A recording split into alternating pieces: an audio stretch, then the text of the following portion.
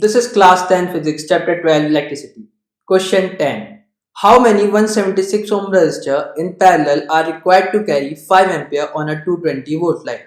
चलिए सबसे पहले क्वेश्चन समझते हैं. क्वेश्चन में क्या बोला है? क्वेश्चन में बोला है एक 220 वोल्ट लाइन है, उसके साथ पैरेलल में 176 ओम के कितने रेजिस्टर हम कनेक्ट कर दें ताकि वोल्टेज लाइन में 5 एम्पियर करंट फ्लो करे. चलिए इसे समझते हैं.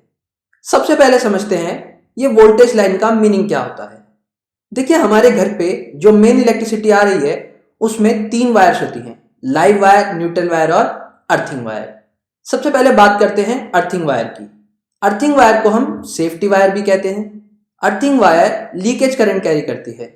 अप्लायंसेज में किसी फॉल्ट की वजह से अगर कुछ करंट लीक होता है तो वो लीकेज करंट अर्थिंग वायर के थ्रू ग्राउंड में ट्रांसफर हो जाता है, जिसकी वजह से हमें शॉक नहीं लगता. तो ये तो बात हुई अर्थिंग वायर की. अब बात करते हैं लाइव वायर और न्यूट्रल वायर की. देखिए क्वेश्चन में हमें गिवन है 220 वोल्ट लाइन. सबसे पहले समझते हैं ये 220 वोल्ट लाइन का मीनिंग क्या है.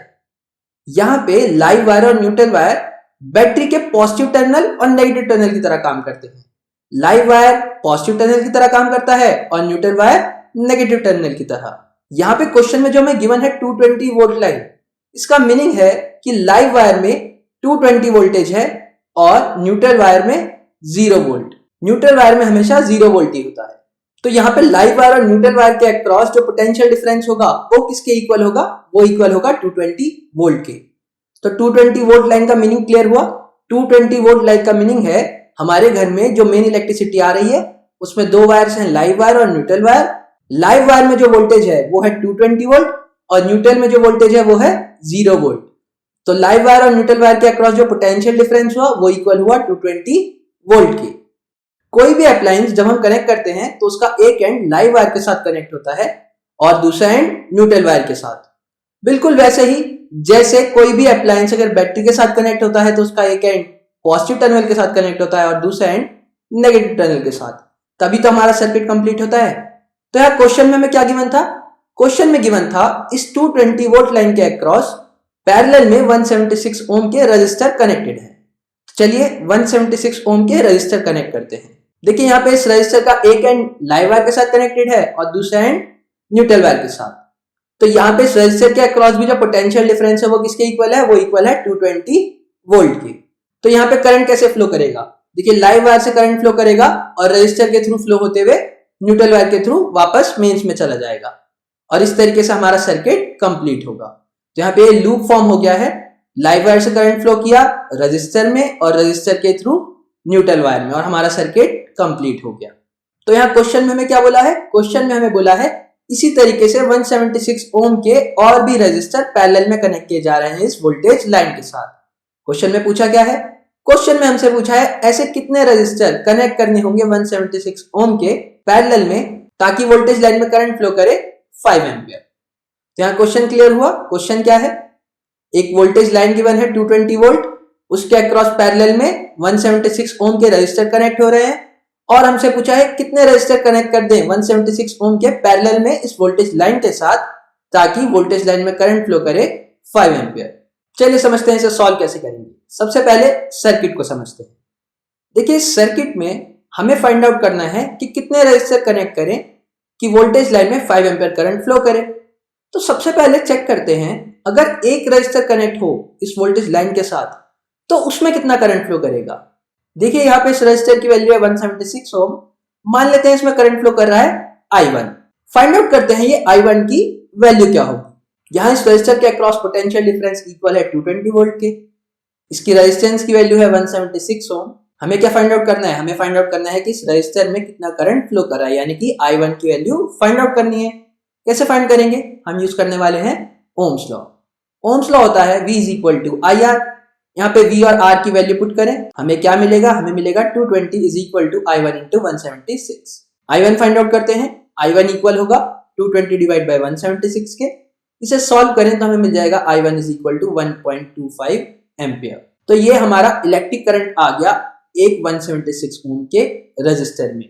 यानी कि इस वोल्टेज लाइन के साथ अगर 176 ओम का एक रजिस्टर कनेक्ट करते हैं तो 176 ओम रजिस्टर जो करंट ड्रॉ करता है वो इक्वल होता है 1.25 एम्पियर के। अब एक रजिस्टर में, एक 176 ओम के रजिस्टर में 1.25 एम्पियर करंट फ्लो कर रहा है। हमें क्या फाइंड करना है? हमें फाइंड करना है कितने रजिस्टर कनेक्ट कर दें कि वोल्टेज लाइन में 5 एम्पियर करंट फ्लो करे।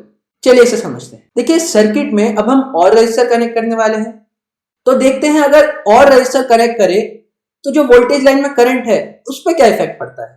चलिए हम यहाँ पे एक रजिस्टर कनेक्ट कर देते हैं R1। ये R1 भी कुछ करंट ड्रॉ करेगा। मान लेते हैं जो करंट ड्रॉ कर रहा है उसकी वैल्यू है I2। तो देखिए यहाँ पे R1 register I2 current draw कर रहा है, 176 ओम का रजिस्टर जो है वो I1 करंट ड्रॉ कर रहा है। तो मेन से कितना करंट आ रहा होगा? देखिए एक जंक्शन पॉइंट है, यहां से करंट दो डायरेक्शन में डिवाइड हो गया है। 176 ओम के रजिस्टर में I1 करंट फ्लो कर रहा है और R1 रजिस्टर में I2 करंट फ्लो कर रहा है। यानी कि यहाँ पे मेन सप्लाई से लाइव वायर में जो करंट होगा वो कितना होगा? वो होगा I1 प्लस I2। ये क्लियर हुआ? यहाँ पे वोल्टेज लाइन में जो करंट फ्लो कर रहा है वो है I1 प्लस I2। 176 ओम में I1 करंट फ्लो कर रहा है और R1 रजिस्टर में I2 करंट फ्लो कर रहा है। देखिए रजिस्टर R1 अगर 176 ओम होता तो इस केस में 176 ओम के अक्रॉस भी जो पोटेंशियल डिफरेंस है वो इक्वल है 220 वोल्ट के। तो इसमें जो करंट फ्लो कर रहा होता वो भी किसके इक्वल होता? वो भी इक्वल होता I1 के। यानी कि अब दोनों रजिस्टर में करंट फ्लो कर रहा है I1। तो मेन से कितना करंट फ्लो कर रहा होगा? मेन से जो करंट फ्लो कर रहा होगा वो इक्वल होगा I1 प्लस I1 के। यानी कि इसे देखें हम तो यहाँ पे जब हम दो रजिस्टर कनेक्ट कर रहे हैं 176 ओम के, तो जो मेन से करंट फ्लो कर रहा है वो इक्वल है 2I1 के। यहाँ पे एक I1 करंट फ्लो कर रहा है 176 ओम के रजिस्टर में और दूसरा I1 करंट दूसरे 176 ओम रजिस्टर में। ये क्लियर हुआ यहाँ पे? चलिए अब समझते हैं, अगर एक और रजिस्टर कनेक्ट कर दें 176 ओम का तो इस केस में क्या होगा? देखिए ये भी करंट ड्रॉन करेगा I1। क्यों? क्योंकि इसके अक्रॉस भी पोटेंशियल डिफरेंस सेम है, इसकी रेजिस्टेंस की वैल्यू भी सेम है, तो ये भी जो करंट ड्रॉन करेगा वो भी इक्वल होगा I1 की। तो इस केस में जो मेन से करंट फ्लो कर रहा होगा वो इक्वल होगा 3I1 की। क्यों? I1 करंट यहाँ पे फ्लो कर जाएगा तो इससे आगे 2I1 करंट फ्लो करेगा, फिर इस 176 ओम के रजिस्टर में I1 करंट फ्लो करेगा और जो I1 करंट बचा वो I1 करंट नेक्स्ट रजिस्टर में फ्लो करेगा और इस तरीके से हमारे इस सर्किट में करंट फ्लो करेगा। क्लियर हुआ? जब तीन 176 ओम के रजिस्टर कनेक्ट कर दिए तो जो मेन से करंट फ्लो कर रहा है वो इक्वल है 3I1 की। क्योंकि तीनों रजिस्टर्स की वैल्यू सेम है तो तीनों रजिस्टर्स जो करंट ड्रॉन करेंगे वो भी इक्वल होगा। तो इस केस में जो मेन से करंट फ्लो करेगा वो इक्वल होगा 3I1 की। तो चलिए अब चलते हैं हमारे मेन क्वेश्चन में। यहाँ पे हमें क्या फाइंड आउट करना था? यहाँ पे हमें क्वेश्चन में गिवन था कि अगर इस वोल्टेज लाइन में 5 एम्पियर करंट हो तो कितने रजिस्टर कनेक्ट करने होंगे। तो हम मान लेते हैं कि n रजिस्टर कनेक्ट करने होंगे। तो अगर n रजिस्टर कनेक्ट करने हैं तो मेन से कितना करंट फ्लो होना चाहिए? देखिए जैसे अभी हमने डिस्कस किया पीछे, जब दो रजिस्टर कनेक्टेड थे तो मेन से 2I1 करंट फ्लो कर रहा था, जब तीन रजिस्टर कनेक्टेड थे तो मेन से 3I1 करंट फ्लो कर रहा था। अब यहाँ पे n रजिस्टर हैं तो इस केस में यहाँ पे मेन से कितना करंट फ्लो करना चाहिए? मेन से NI1 करंट फ्लो करना चाहिए। क्यों? क्योंकि यहाँ पे n रजिस्टर्स हैं टोटल 176 ओम के और एक 176 ओम का रजिस्टर I1 करंट ड्रॉ कर रहा है, तो यहाँ पे n registers NI1 current draw करेंगे। तो यहाँ पे सारे 176 ओम के रजिस्टर्स में I1 करंट फ्लो करेगा, इसलिए यहाँ पे मेन से NI1 करंट फ्लो करना चाहिए। अब हमारा क्वेश्चन क्या था? क्वेश्चन में हमारा रिक्वायर्ड करंट था 5 एम्पियर। तो यहाँ पे अगर हम बोल रहे हैं कि जब हम n रजिस्टर्स कनेक्ट करते हैं तो यहाँ पे हमारा 5 एम्पियर करंट होता है, तो यहाँ पे NI1 किसके इक्वल होना चाहिए? NI1 इक्वल होना चाहिए 5 एम्पियर के लिए। चलिए अब इस एक्सप्रेशन को सॉल्व करते हैं। NI1 इक्वल है किसके? 5 एम्पियर के। हमने स्टार्टिंग में ही फाइंड आउट किया था कि एक रजिस्टर जो करंट ड्रॉ कर रहा है I1 वो इक्वल है किसके? 1.25 एम्पियर के। तो चलिए यहाँ पे I1 की वैल्यू सब्स्टिट्यूट करें, हमें मिलेगा n into 1.25 ampere is equal to 5 ampere. n के लिए सॉल्व करें तो हमें मिलेगा 5 ampere divide by 1.25 ampere. 5 ampere को 1.25 एम्पियर से डिवाइड करते हैं, हमें मिल जाएगा n इज इक्वल टू 4। यानी कि यहाँ पे 4 रजिस्टर कनेक्ट करने होंगे तब इस वोल्टेज लाइन में 5 एम्पियर करंट फ्लो करेगा। तो क्लियर हुआ? चलिए आंसर कंक्लूड करते हैं। हमारा आंसर क्या है? हमारा आंसर है इस वोल्टेज लाइन के अक्रॉस हमें 4 रजिस्टर कनेक्ट करने होंगे तभी इस वोल्टेज लाइन में 5 एम्पियर करंट फ्लो करेगा। तो इस तरीके से हम इस क्वेश्चन को टैकल कर सकते हैं। चलिए अब इस क्वेश्चन को सॉल्व करने का एक अल्टरनेटिव मेथड देखते हैं। देखिए इस क्वेश्चन में जो वोल्टेज लाइन है उसके अक्रॉस जो पोटेंशियल डिफरेंस है वो है 220 वोल्ट, यानी कि हर रजिस्टर के अक्रॉस जो पोटेंशियल डिफरेंस है वो है 220 वोल्ट। यहाँ पे पोटेंशियल डिफरेंस तो फिक्स है 220 वोल्ट। तो इस वोल्टेज लाइन में जो करंट फ्लो करेगा वो किस पे डिपेंड करता है? वो डिपेंड करता है कि इस वोल्टेज लाइन के साथ कितना रेजिस्टेंस कनेक्टेड है। तो जैसा हमने डिस्कस किया था स्टार्टिंग में, जब यहाँ पे अगर एक ही रजिस्टर कनेक्ट हो तो इसमें जो करंट फ्लो करेगा वो किसके इक्वल होगा? वो इक्वल होगा I1 equal to 220 divide by 176, जो कि इक्वल होगा I1 इक्वल टू 1.25 एम्पियर की। यानी कि यहाँ पे अगर वोल्टेज लाइन के साथ एक 176 ओम का रेजिस्टर सिर्फ कनेक्ट हो तो जो वोल्टेज लाइन में करंट होता है वो इक्वल होता है 1.25 एम्पियर की। अब हमें करना क्या था? हमें फाइंड आउट करना था कि इस वोल्टेज लाइन के साथ कितने रजिस्टर कनेक्ट करें 176 ओम के पैरेलल में, ताकि इस वोल्टेज लाइन में 5 एम्पियर करंट फ्लो करे। तो देखिए जैसा हमने डिस्कस किया कि यहाँ पे पोटेंशियल डिफरेंस तो 220 वोल्ट फिक्स है। अब यहाँ पे इस वोल्टेज लाइन में कितना करंट फ्लो करता है ये डिपेंड करता है कि इसके साथ कितना रेजिस्टेंस कनेक्टेड है। अब हमें क्वेश्चन में गिवन है, क्या गिवन है? हमें गिवन है कि रिक्वायर्ड जो करंट है इस वोल्टेज लाइन में वो इक्वल है 5 एम्पियर के। तो चलिए हम फाइंड आउट कर लेते हैं कि इस वोल्टेज लाइन के साथ कितना रेजिस्टेंस कनेक्टेड होना चाहिए ताकि इस वोल्टेज लाइन में 5 एम्पियर करंट फ्लो करे। अब इसे कैसे फाइंड आउट करेंगे? देखिए हमें गिवन है पोटेंशियल डिफरेंस इक्वल है 220 वोल्ट के, रिक्वायर्ड करंट है 5 एम्पियर। तो इक्विवेलेंट रेजिस्टेंस कैसे निकाले?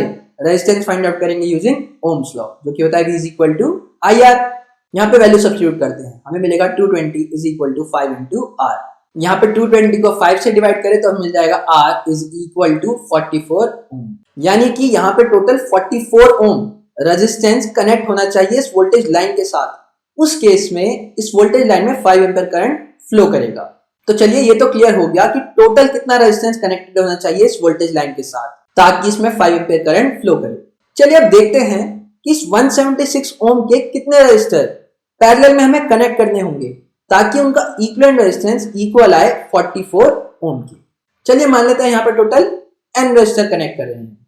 अगर n रेजिस्टर कनेक्ट कर रहे हैं तो हमें पता है पैरेलल के केस में इक्विवेलेंट रेजिस्टेंस का फॉर्मूला क्या होता है? अगर दो रेजिस्टर कनेक्टेड हैं पैरेलल में तो उनका इक्विवेलेंट रेजिस्टेंस का फॉर्मूला होता है 1/R equivalent is equal to 1/R1 plus 1/R2। अगर तीन रेजिस्टर कनेक्टेड होते तो उस केस में फॉर्मूला होता है 1/R equivalent is equal to 1/R1 plus 1/R2 plus 1/R3। क्योंकि यहाँ पे हमने माना है कि n रेजिस्टर कनेक्टेड है तो इस केस में फॉर्मूला क्या हो जाएगा? इस केस में ये फॉर्मूला हो जाएगा 1/R equivalent is equal to 1/R1 plus 1/R2 plus 1/R3 up to 1/Rn। क्योंकि यहाँ पे n के लिए कर रहे हैं, n यहाँ पे नंबर ऑफ रेजिस्टर है इसलिए फॉर्मूला n तक अप्लाई करेंगे। यहाँ पे R1, R2, R3 up to Rn सबकी वैल्यू है 176 ओम। तो चलिए सब्स्टिट्यूट करते हैं वैल्यू, हमें मिलेगा 1/R equivalent is equal to 1 divide by 176 plus 1 divide by 176 and so on up to n times. चलिए अब इसे सॉल्व करते हैं। यहाँ पे एलसीएम क्या आएगा? एलसीएम आएगा 176 और हमें मिलेगा 1/R equivalent is equal to 1 plus 1 plus 1 up to n times divide by 176। चलिए इस कैलकुलेशन को समझते हैं। देखिए अगर मैं 1 को 3 बार ऐड करूं तो हमें 3 मिलता है, अगर हम 1 को 4 बार ऐड करें तो हमें 4 मिलता है। तो यहाँ हम इस कैलकुलेशन में क्या कर रहे हैं? इस कैलकुलेशन में हम 1 को n टाइम्स ऐड कर रहे हैं। देखिए अगर 1 को 3 बार ऐड करें तो 3 आता है, 1 को 4 बार ऐड करें तो 4 आता है। तो अगर यहाँ पे 1 को n टाइम्स ऐड करें तो इस केस में क्या होगा? इस केस में हमारा n आएगा, तो हमारा 1/R इक्विवेलेंट इक्वल होगा n डिवाइड बाय 176 के। तो यहाँ पे हमें क्या मिल चुका है? यहाँ पे हमें 1/R इक्विवेलेंट मिल चुका है n की टर्म्स में। अब ये R इक्विवेलेंट है क्या? देखिए हमने फाइंड आउट किया था कि इस वोल्टेज लाइन के साथ कितना रेजिस्टेंस कनेक्ट हो ताकि इस वोल्टेज लाइन में 5 एम्पियर करंट फ्लो करे, वही यहाँ पे R इक्विवेलेंट है। तो ये R इक्विवेलेंट किसके इक्वल होगा? ये R इक्विवेलेंट इक्वल होगा 44 ओम की।